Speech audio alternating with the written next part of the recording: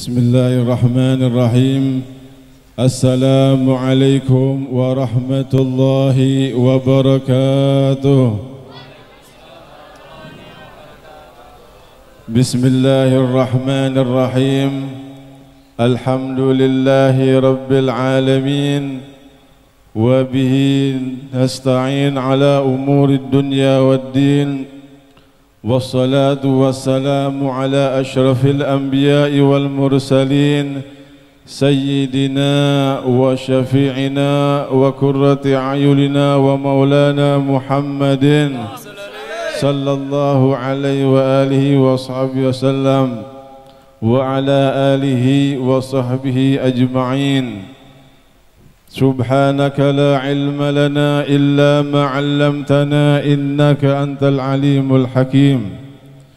Allahumma salli wa sallim ala sayyidina Muhammadin miftahi babi rahmatillah adada ma fi ilmillah salatan wa salaman daimaini bidawami mulkillah wa ala alihi wa sahbihi wa man wala ولا حول ولا قوة إلا بالله العلي العظيم أما بعد. Yang kami muliakan para alim ulama, yang kami muliakan para habaib, hadirin hadirat yang dimuliakan Allah Subhanahu wa taala. Alhamdulillah, pada malam hari ini Allah Subhanahu wa ta'ala masih memberikan kita kenikmatan dan anugerahnya, masih memberikan kita kesehatan, masih memberikan kita rahmat dan ampunannya.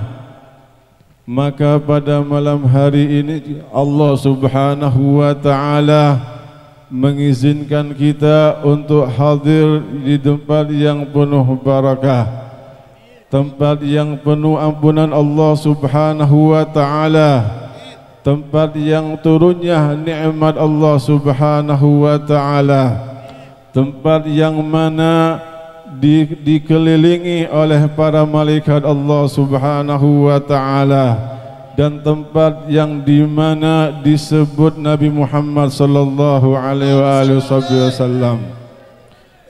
Kita haturkan salawat dan salam kepada junjungan kita Nabi besar Muhammad sallallahu alaihi wasallam. Beliau adalah manusia mulia dan dimuliakan Allah Subhanahu wa taala. Dia adalah manusia yang agung dan diagungkan oleh Allah Subhanahu wa ta'ala. Kalau seandainya semua manusia di dunia ini tidak mengagungkan Rasulullah sallallahu alaihi wasallam, maka sudah cukup Allah Subhanahu wa ta'ala mengagungkan Nabi Muhammad sallallahu alaihi wasallam. Maka Allah Subhanahu wa ta'ala mengatakan di dalam Al-Qur'anul Karim, A'udzu billahi minasyaitonir rajim. Bismillahirrahmanirrahim. Qul bi fadlillahi wa bi rahmatihi fabidzalika falyafrahu huwa khairum mimma yajma'un. Yang artinya adalah katakanlah wahai Muhammad, ini adalah khitab Allah Subhanahu wa ta'ala kepada Nabi kita Muhammad sallallahu alaihi wasallam. Dia mengatakan, qul bi fadlillahi, katakanlah dengan anugerah Allah Subhanahu wa ta'ala dan dengan rahmatnya Allah Subhanahu wa ta'ala, fabidzalika falyafrahu, maka dengan anugerah Allah, dengan rahmat Allah, hendaknya mereka itu bergembira.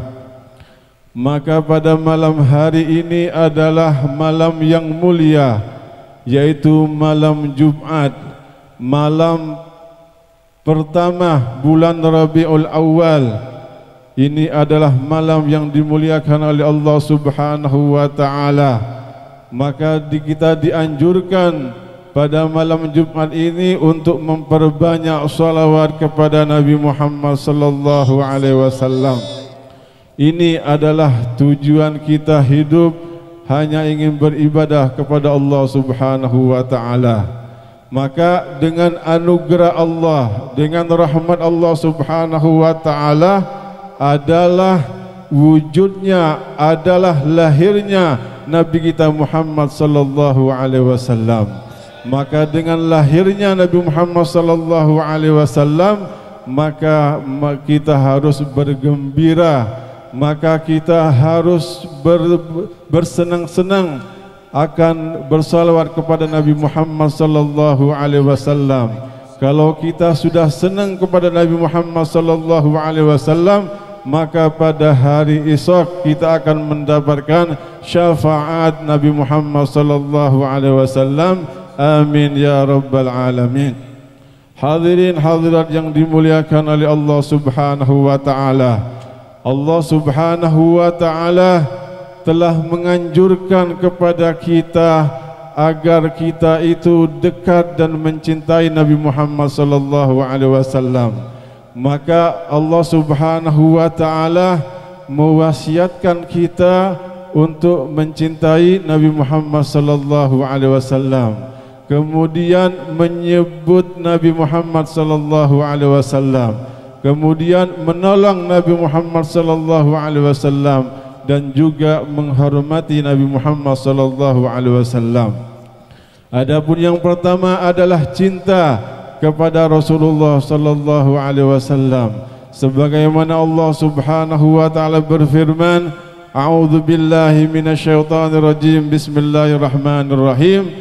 Qul in kuntum tuhibbunallaha fattabi'uni yuhibbukumullahu wa yaghfir lakum dzunubakum. Ini adalah cinta kepada Nabi Muhammad sallallahu alaihi wasallam. Katakanlah jika kamu itu in kuntum tuhibbunallah, cinta kepada Allah Subhanahu wa taala, fattabi'uni, maka ikutilah aku, yaitu ikutlah Nabi Muhammad sallallahu alaihi wasallam. Kalau hanya cinta saja, cinta kepada Nabi Muhammad sallallahu alaihi wasallam, akan tapi kita tidak mencintai akhlak, kita tidak mengikuti akhlak beliau, tidak mengikuti adab-adab beliau, ini adalah cinta-cinta palsu, adalah cinta-cinta palsu, hanya ingin cinta akan tapi tidak mengikuti. Maka kalau kita cinta, maka banyak menyebut Nabi Muhammad sallallahu alaihi wasallam. Kalau sudah tidak cinta kepada Nabi Muhammad sallallahu alaihi wasallam, sudah barang tentu Allah Subhanahu wa taala akan mencintai kita. Maka nilainya adalah yuhibbukumullahu wa yaghfir lakum dzunubakum. Niscaya Allah Subhanahu wa taala akan cinta kepada kamu sekalian dan akan mengampuni kamu sekalian. Maka semoga Allah Subhanahu wa taala memasukkan kita kepada orang-orang yang cinta kepada Muhammad sallallahu alaihi wasallam dan mendapatkan ampunan Allah Subhanahu wa taala. Amin ya rabbal alamin. Maka yang kedua adalah menyebut Nabi Muhammad sallallahu alaihi wasallam. Kalau kita tidak menyebut Nabi Muhammad sallallahu alaihi wasallam, sudah cukup Allah Subhanahu wa taala menyebut Nabi Muhammad sallallahu alaihi wasallam. Maka kata Allah Subhanahu wa taala, wa rafa'na laka dzikrak, dan kami telah mengangkat ingat sebutanmu wahai Muhammad sallallahu alaihi wasallam. Kalau kita tidak menyebut Nabi Muhammad sallallahu alaihi wasallam, maka kita kurang cinta kepada Nabi Muhammad sallallahu alaihi wasallam. Nyebut Nabi Muhammad sallallahu alaihi wasallam adalah memperbanyak salawat kepada Rasulullah sallallahu alaihi wasallam. Sudah jelas kata Allah Subhanahu wa taala, innallaha wa malaikatahu yusalluna 'alan nabi ya ayyuhalladzina amanu sallu 'alaihi wa sallimu taslima. Kata Allah Subhanahu wa taala, sesungguhnya Allah Subhanahu wa taala dan para malaikatnya bersolawat kepada Nabi Muhammad sallallahu alaihi wasallam. Rasulullah, Allah Subhanahu wa taala dan malaikatnya bersalawat kepada Nabi Muhammad sallallahu alaihi wasallam. Ini adalah khabar dari Allah Subhanahu wa taala. Coba kita bayangkan bahwasannya Allah dan para malaikatnya itu bersalawat kepada Nabi Muhammad sallallahu alaihi wasallam. Kalau Allah bersalawat kepada Muhammad sallallahu alaihi wasallam, maka kita diperintahkan oleh Allah Subhanahu wa taala dalam firman-Nya, ya ayyuhalladzina amanu, wahai orang-orang yang beriman. Maka semoga kita ada orang-orang yang beriman, amin ya rabbal alamin, adalah orang yang beriman. Kalau orang yang beriman kepada Allah Subhanahu wa taala, maka dia cinta dan bersalawat kepada Nabi Muhammad sallallahu alaihi wasallam. Ya ayyuhalladzina amanu sallu alaihi wa sallimu taslima. Wahai orang-orang yang beriman, bersalawatlah kamu sekalian kepada Rasulullah sallallahu alaihi wasallam dan memberikan salam sejahtera kepada beliau. Hadirin hadirat yang dimuliakan oleh Allah Subhanahu wa taala, pada malam hari ini alhamdulillah kita kumpul bersama-sama mendengarkan sirah Nabi Muhammad sallallahu alaihi wasallam. Maka kita bersama-sama bersalawat kepada Rasulullah sallallahu alaihi wasallam. Adapun yang ketiga adalah menolong agama Allah Subhanahu wa taala. Kalau kita sudah menolong agama Rasulullah, berarti kita menolong agama Allah Subhanahu wa taala. Maka dengan kumpulnya kita ini, Allah Subhanahu wa taala akan menjadikan kita orang-orang yang betul-betul mencintai Nabi Muhammad sallallahu alaihi wasallam. Maka disebutkan dalam hadis bahwasannya malaikat Jibril alaihi salam mengelilingi dunia semua, maka dia tidak menemukan manusia yang paling mulia kecuali Nabi Muhammad sallallahu alaihi wasallam, dan beliau juga tidak menemukan keluarga keturunan yang paling mulia kecuali keturunan Bani Hashim, yaitu keturunan Nabi Muhammad sallallahu alaihi wasallam. Maka alhamdulillah pada malam hari ini Allah Subhanahu wa taala masih mengumpulkan kita untuk mendengar, untuk mengaji atau untuk bersalawat kepada Rasulullah sallallahu alaihi wasallam. Maka dengan kumpulan ini Allah Subhanahu wa taala akan memberikan rahmat dan anugerahnya kita semua. Allah Subhanahu wa taala akan mengampuni kita. Dosa-dosa kita akan diampuni oleh Allah Subhanahu wa taala. Minimal kalau kita hadir di tempat ini, kita harus khusyuk, khudu' mendengarkan sirah Nabi Muhammad sallallahu alaihi wasallam. Minimal kita niatkan hanya ingin mengagungkan, memuliakan Rasulullah sallallahu alaihi wasallam. Kalau menginginkan Rasulullah sallallahu alaihi wasallam, maka esok akan mendapatkan syafaat Nabi Muhammad sallallahu alaihi wasallam. Aqrabukum minni manzilatan yaumal qiyamah aktsarukum alayya salatan. Kata Rasulullah sallallahu alaihi wasallam, orang yang paling dekat di sisiku pada hari kiamat adalah orang yang memperbanyak salawat kepada Rasulullah sallallahu alaihi wasallam. Maka pada malam hari ini alhamdulillah kita kumpul membaca sirah Nabi Muhammad sallallahu alaihi wasallam. Dengan mendengarnya, maka paling tidak kita akan mengikuti apa yang diajarkan oleh Nabi Muhammad sallallahu alaihi wasallam. Maka pada malam hari alhamdulillah Allah Subhanahu wa taala masih memberikan kita kenikmatan. Maka cukup yang saya sampaikan, semoga ada manfaatnya. Wabillahi taufiq wal hidayah. Wassalamualaikum warahmatullahi wabarakatuh.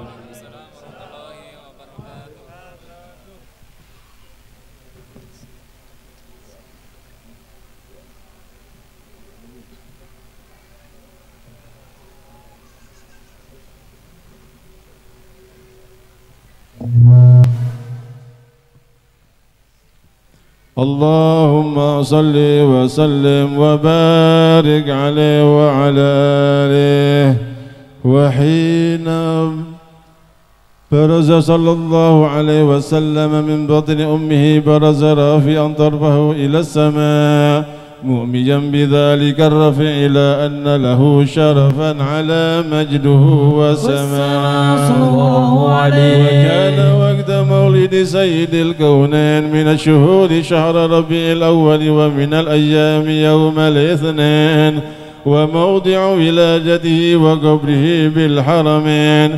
وقد ورد أنه صلى الله عليه وسلم ولد مختونا مكحولا مقطوع السرى تولد ذلك لشرفه عند الله أيدي القدرة. ومع بروزه إلى هذا العالم ظهر من العجائب ما يدل على أنه أشرف المخلوقين وأفضل الحبائب صلى الله عليه. وقد ورد عن عبد الرحمن بن عوف عن أم شفاعة رضي الله عنهما قالت لما ولدت آمنة رضي الله عنها رسول الله صلى الله عليه وسلم وقع على يدي فاستهل فسمعت قائلا يقول رحمك الله أو رحمك ربك صلى الله عليه. قالت الشفاعة فأضاء له ما بين المشرق والمغرب حتى نظرت إلى بعض قصور الروم. قالت ثم ألبسته وأضجعته فلم انشب أن غشيتني ظلمة ورعب وقشعريرة عن يميني صلى الله عليه. فسمعت قائلا يقول أين ذهبت بي؟ قال إلى المغرب.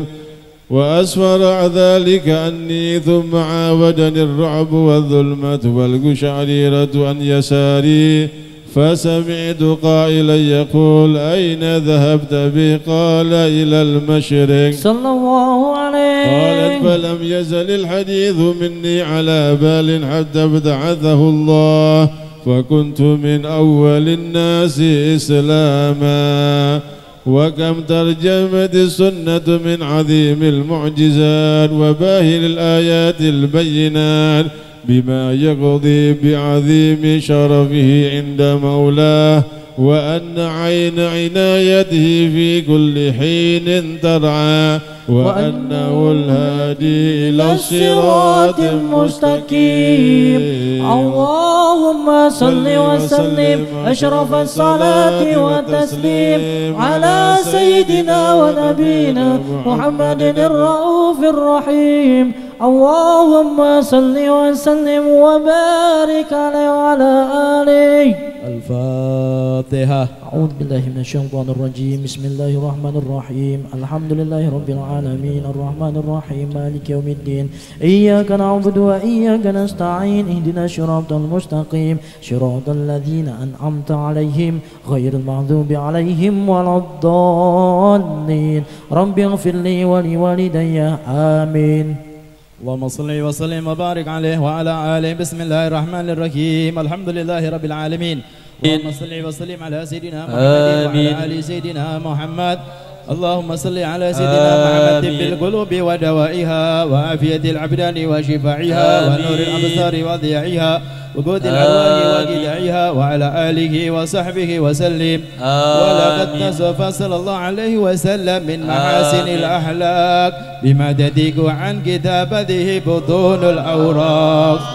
كان صلى الله عليه وسلم أحسن الناس حلقا وخلقا وأولهم إلى مكارم الأخلاق سبقا وأوسعهم بالمؤمنين علما ورزقا.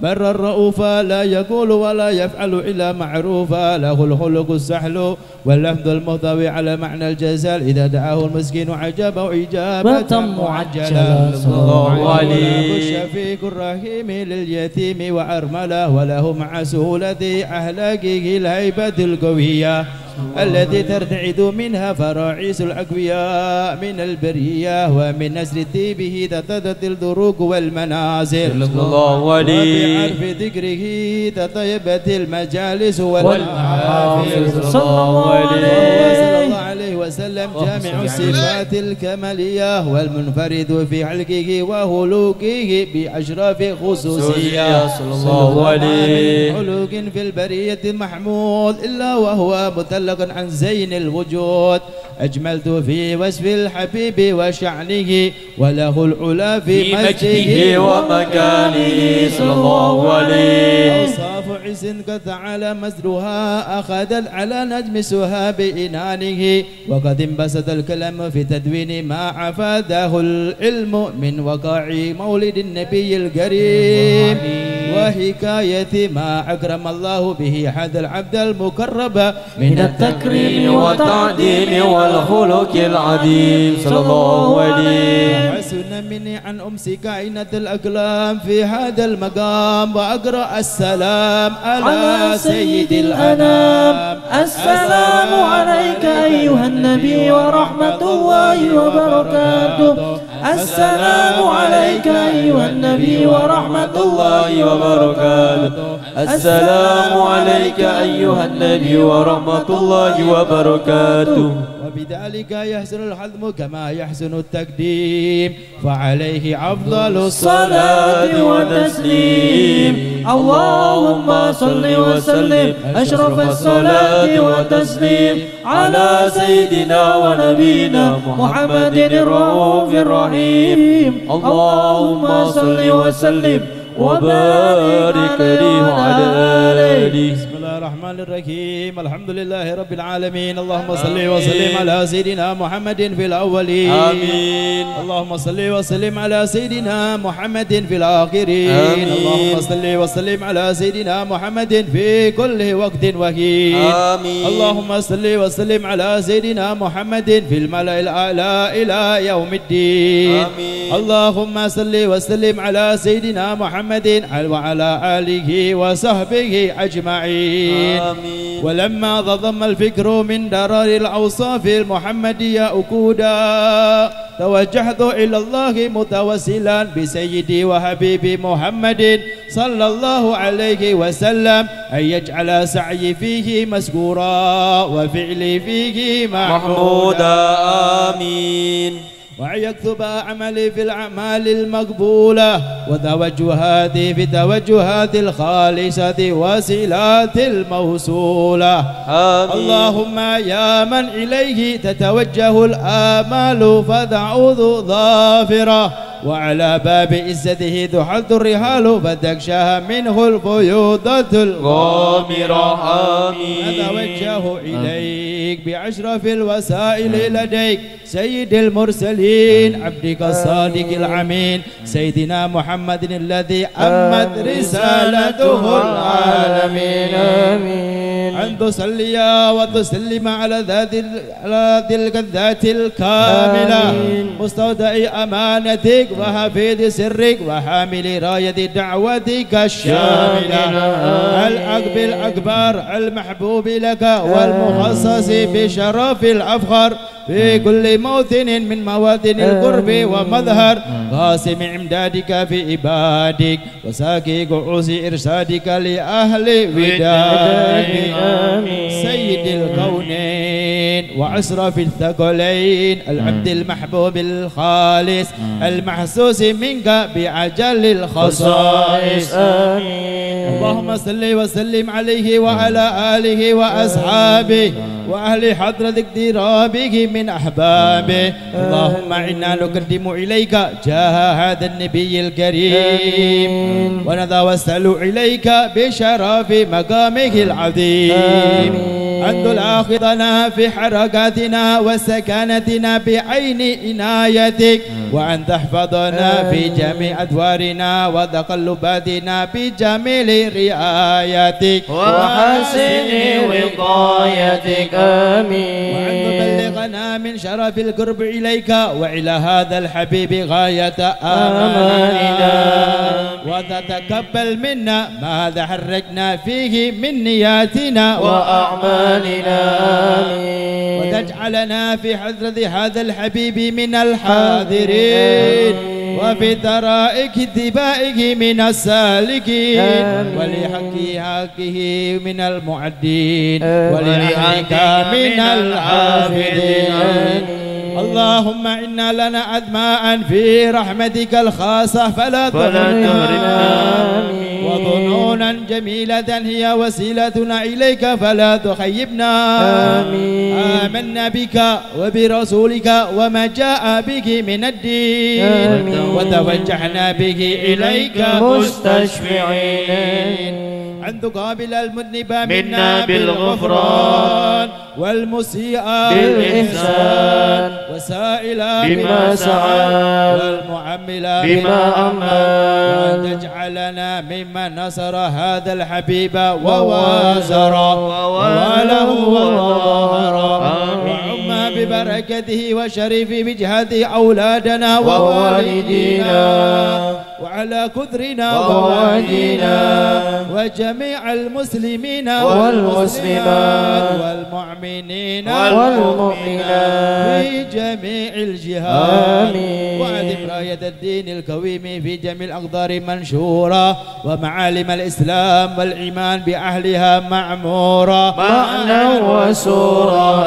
آمين. واكشف اللهم كربة المكروبين واقض دين المدينين واغفر للمذنبين وتقبل توبة التائبين وانشر رحمتك على عبادك المؤمنين أجمعين واكفي شر المعتدين والظالمين وابسط العدل بولاد الحق في جميع النواحي والأقطار وأعيدهم بتعييد من عندك ونصر على المعاندين من المنافقين والكفار واجعلنا يا رب في الحسن الحسين من جميع البلايا واجعلنا يا رب في الحسن الحسين من جميع البلايا واجعلنا يا رب في الحسن الحسين من جميع البلايا وفي الحرز المكين من الذنوب والخطايا وعلمنا بالعمل بدعاتك وصدق في خدمتك قائمين وإذا توفيتنا فتوفنا مسلمين مؤمنين واختم لنا منك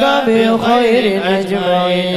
وصلي وسلم على هذا الحبيب المحبوب للأجسام والأرواح والقلوب وعلى آله وصحبه ومن إليه منسوب وآخر دعوانا أن الحمد لله رب العالمين.